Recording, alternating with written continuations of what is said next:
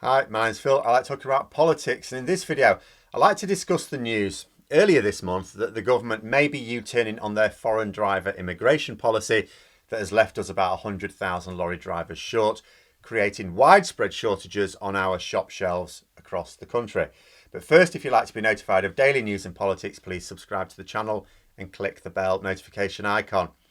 So despite all the nonsense that the media are pushing about the so-called pingdemic driving empty shelves, which is a nonsense because the products aren't actually getting to the supermarkets, so how is being short a few shelf stackers supposed to be the major issue? But never mind that, talked about that yesterday and will again when the government sort out exactly what they want to do about it. These shortages have been going on for a while. This is not the pingdemic. They've been ramping up over time and they're going to continue to ramp up. We have a massive shortage of lorry drivers. Sure, yes, to the people who say that if we increase the pay significantly, there are qualified people in the UK who could decide to get back behind the wheel again. But that doesn't seem to be a fruitful solution for too many people. Not arguing against fair pay for what is a pretty crap job, as either sounds to me. But the consequence is much higher transport costs, knock-on effect of much higher food costs. A government working for the best interests of the country could take a holistic look at this and ensure that this could be managed without even more people falling into food poverty by diverting resources to those who need them and not for wealthy Tory scroungers and rogues. But that's not the government we have.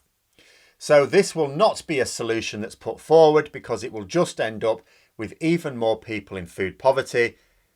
And there has to be a tipping point somewhere where it becomes politically toxic for the Conservatives to have so much of the country going hungry.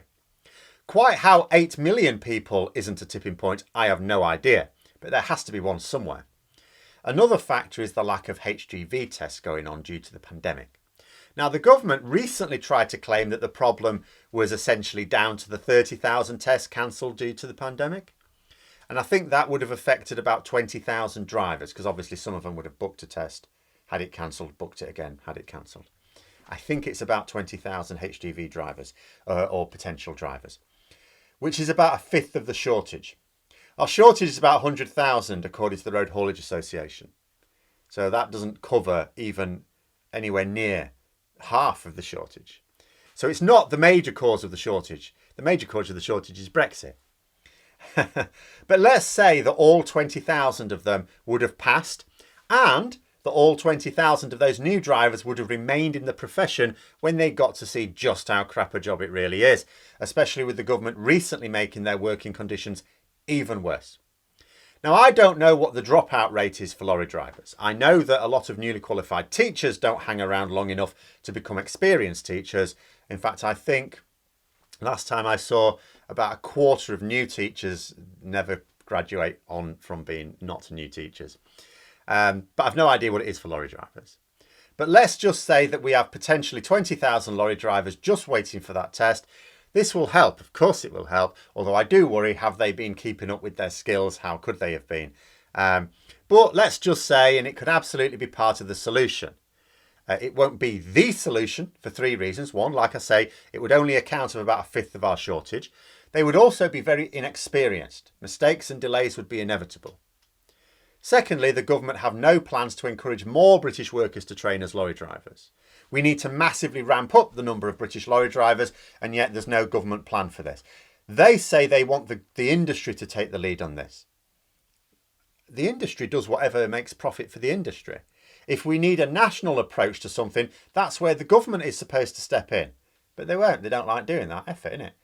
And the third thing, finally, those tests aren't going to be completed anytime soon.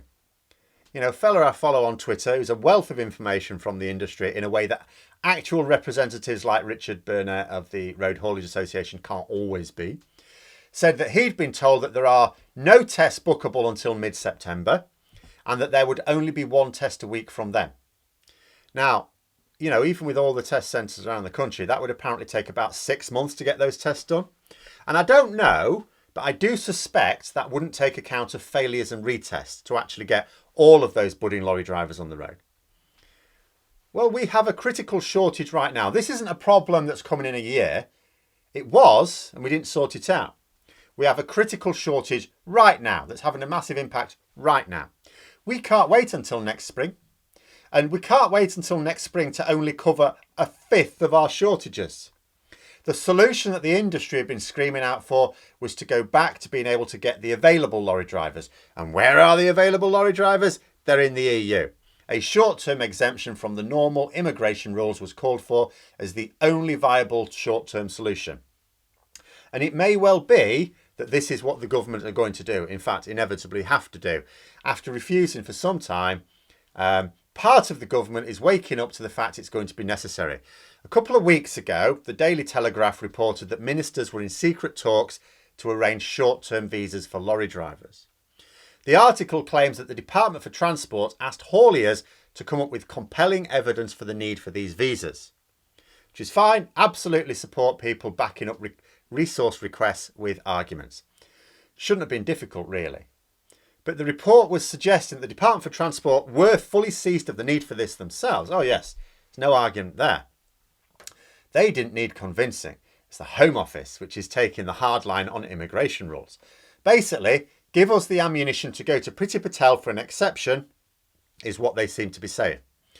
Now at this point, I'm going to mention that these talks were supposedly started weeks ago, start of the month. Those visas still hadn't been issued. This is why I haven't talked about it until now. You know, if dealing with people with brains shouldn't have actually been a lengthy process to explain, we have a massive shortage of lorry drivers.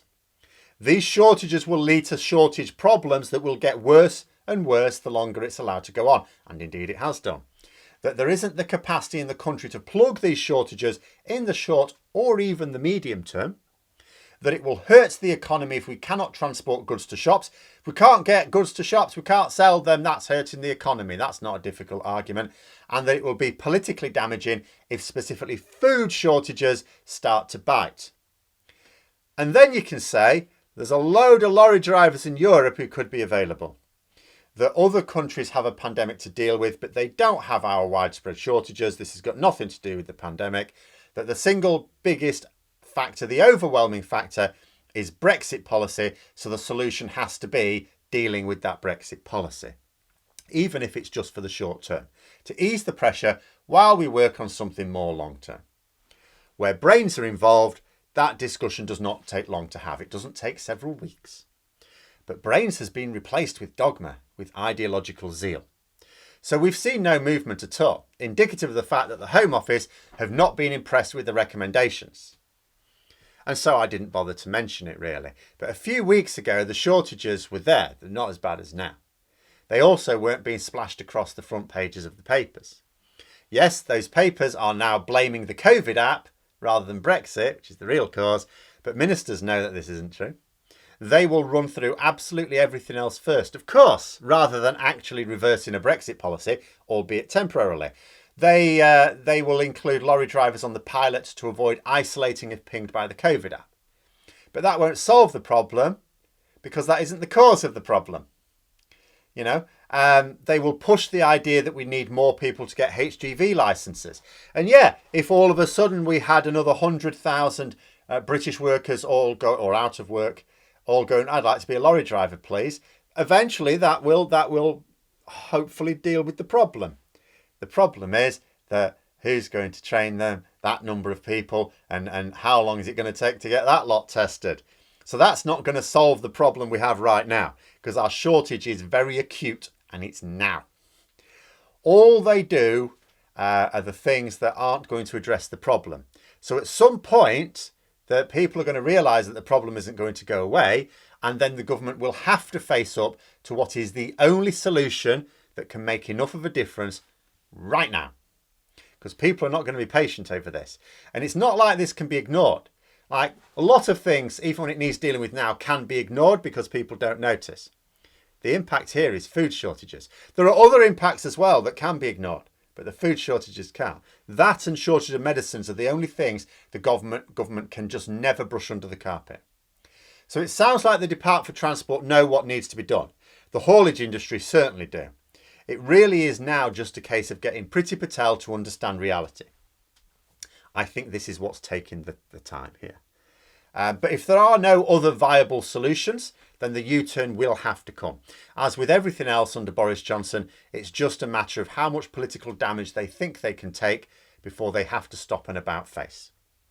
But those are my thoughts. Let me know yours in the comments below. Hope you found the video interesting. If you did, don't forget to click the like button. If you'd like to support the channel further, please also click the Patreon link for details. And until next time, I'll see you later.